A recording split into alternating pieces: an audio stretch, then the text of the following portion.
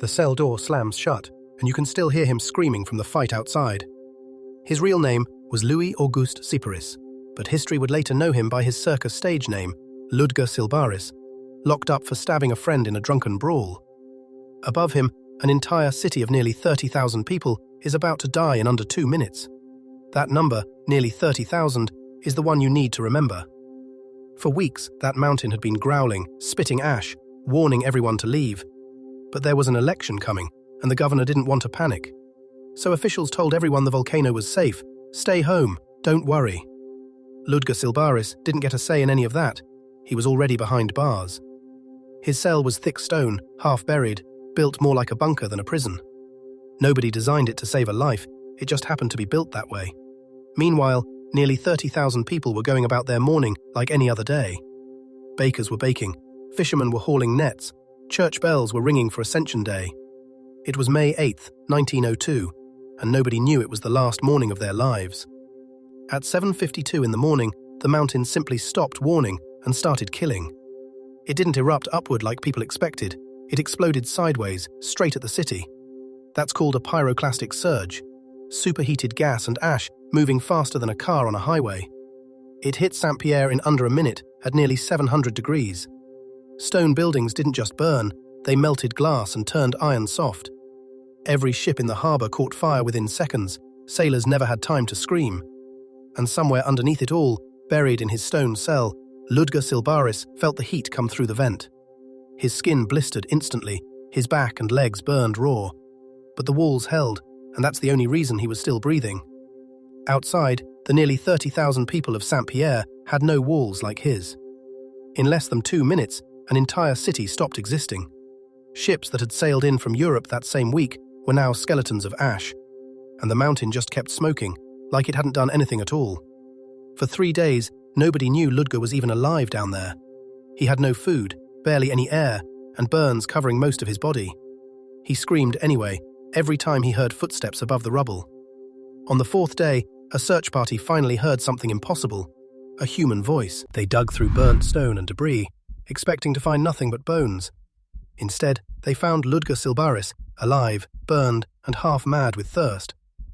Out of nearly 30,000 people, he was one of only a handful who lived. And the reason he survived was the exact same reason he'd been punished. He'd been locked away for violence, and that punishment sealed him inside stone thick enough to survive hell. People started calling him the luckiest unlucky man alive. But surviving the eruption wasn't the end of his story. It was just the start of a stranger one. Word of the sole survivor spread across the island within days. Then it spread across the ocean, all the way to newspapers in America. And someone in the entertainment business saw an opportunity in his scars. That someone worked for Barnum and Bailey's circus. They wanted to put Ludger on stage as a living exhibit of the world's deadliest eruption. His scars, his story, his impossible survival turned into a ticket price. But before we get to the circus, you need to understand what he actually survived. Saint-Pierre wasn't some small fishing village, it was called the Paris of the Caribbean. It had theatres, a cathedral, streetcars, and grand stone mansions. Nearly 30,000 people called it home, and almost none of them saw it coming. The governor sent his own scientists to check the volcano, worried an evacuation would cost him the election. They looked right at the mountain and told everyone it was perfectly safe. So the ships stayed docked, and the people stayed put. Even animals in the hills had started fleeing days earlier. Snakes came down from the mountain and bit dozens of people and livestock. Still, officials insisted the danger was overblown. And then, at 7:52 on the morning of May 8th, the mountain answered them. Nearly 30,000 people had less than 2 minutes to understand what was happening. Most of them never even made it that far. The heat alone was enough to kill almost everyone before the flames even reached them. And through it all, one man sat locked in the dark, protected by the punishment meant to isolate him. The same walls built to keep him in were the only thing that kept death out. But what happened to Ludger after they pulled him out of that cell? That's a story nobody expected. They carried him to a hospital tent, and doctors couldn't believe what they were looking at. Burns covered 70% of his body, and somehow none of it was fatal. He spent weeks recovering, in and out of consciousness, while the island buried its dead. Nearly 30,000 people were gone, and burial crews couldn't even find most of the bodies. The heat had been so extreme that some victims just vanished into ash. Ludger's own jailer, the man who locked him up, didn't survive the eruption. The man Ludger had punched, the reason he was in that cell, also died that morning. So the fight that got him arrested ended up being the only reason he outlived everyone involved in it. Word of that irony is exactly what made him famous. Reporters started calling him a miracle, a walking piece of impossible luck. And that's exactly the story the circus wanted to sell tickets on. They offered him money to travel to America and tell his story on stage. For a man who'd lost everything, it was the only real option left. So he crossed the Atlantic and stepped onto a circus stage in New York. They billed him as the man the volcano couldn't kill. Audiences paid to see his scars up close and hear him describe the heat. Some didn't believe a person could live through what he described, so the circus displayed a replica of his jail cell right next to him. People lined up for blocks just to see the cell that beat a volcano. It's strange, a man punished for violence became a symbol of survival. Meanwhile, back on Martinique, geologists were trying to understand what had actually happened. They realized this wasn't just an eruption, it was a brand new kind of disaster. The pyroclastic surge that hit Saint-Pierre became the textbook example, studied for over a century.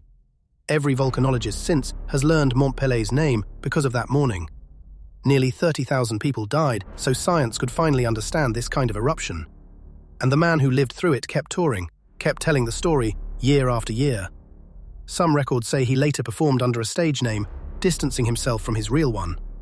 Whatever name he used, the story never changed. Nearly 30,000 died, and he didn't. He spent the rest of his life as proof that survival doesn't always make sense. A man locked up for throwing a punch outlived an entire city that never saw it coming. If this channel's got you hooked on stories like this, subscribe. A new animated history documentary drops every Saturday. But Ludger's story didn't end with the circus either. He eventually settled down, married, and tried to live a quiet life. But reporters kept finding him, decades later, still asking about that morning. He never fully escaped being the survivor. It followed him everywhere. Meanwhile, Saint-Pierre was never really rebuilt the same way again. Today it's a quiet town, a fraction of what it used to be. Tourists visit the ruins of the old theatre, still half buried in volcanic ash. You can still see melted glass bottles from that morning in the local museum. And somewhere in that museum, there's a photo of the man who survived it all. Nearly 30,000 names are remembered in general, but his is the one people ask about. Because his story flips the whole idea of punishment on its head. The thing meant to control him ended up being the only thing that saved him. And that irony is exactly why his name outlived the city itself. There's something almost funny about it, if you let yourself sit with it. A single bad decision on one drunken night saved his life 2 years later. Meanwhile, the governor who ignored the warnings never got to explain himself. He died with the city, along with almost every official who dismissed the danger. So the only voice left to explain what really happened belonged to a prisoner. Historians still use his testimony today to understand exactly how it happened. Nearly 30,000 people, gone in under 2 minutes, and one account survived to tell it. That's the number this whole story hinges on, nearly 30,000. And one man, locked away for all the wrong reasons, walking out to tell their story. It makes you wonder how many other survivors owe their lives to something just as strange. A wrong turn, a missed train, a night in a jail cell. History's full of near misses nobody ever hears about. Ludger Sylbaris just happened to be one whose story got told.